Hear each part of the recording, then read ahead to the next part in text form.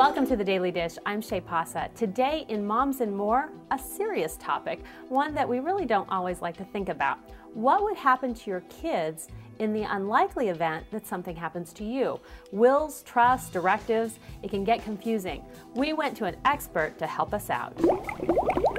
74% of parents have not named guardians for their children in the case of unexpected death. And of the 26% who have, most have made at least one mistake. Today, we meet single mom and family law attorney, Alexis Neely. Alexis has written Wear Clean Underwear, providing solid advice on how to prepare for the unexpected. I had gone to law school with this idea that I was going to be a problem solver for people, make a difference in their lives. Alex Neely is a single mom who has a different approach to her profession. Everything we do in our law firm is focused on bringing back this idea of the personal family lawyer. Alex believes that your family attorney should be involved in every aspect of your life. I think that your lawyer should be the first person you meet with when you have kids, you're starting to buy a home. Two very important decisions for life, but what about death?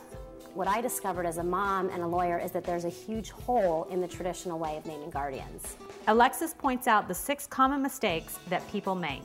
A lot of times I'll sit down with parents and they want to make a decision based on the financial resources of their potential guardian.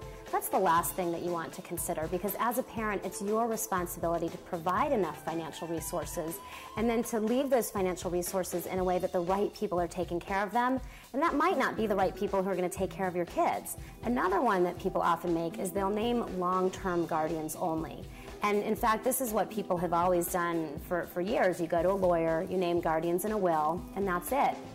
As a mom, I realized, well, wait a minute, that's great that I've named guardians in my will, but what happens in the short term? If my guardians all live somewhere else, like on the East Coast and I live on the West Coast, the police are going to come to my house, find my children there with my babysitter, and then have no choice but to take the kids out of the house into protective custody until they can figure out what to do. Some of the other mistakes parents make when it comes to naming guardians are that they will oftentimes not name alternates. Really, the most important thing is for you as a parent to be clear about the values, insights, stories, and experiences you want your children to have. More important than who you choose, you've got to leave behind a record of those values, insights, stories, and experiences. So you see, it's so much greater than just passing on your financial wealth.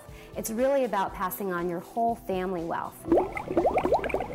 You can get more information at kidsprotection.com. I'm Shay Pausa. Thanks for spending part of your day with SheKnows. I'll see you next time. Thanks for watching SheKnows TV. Look for more of the Daily Dish at SheKnows.com.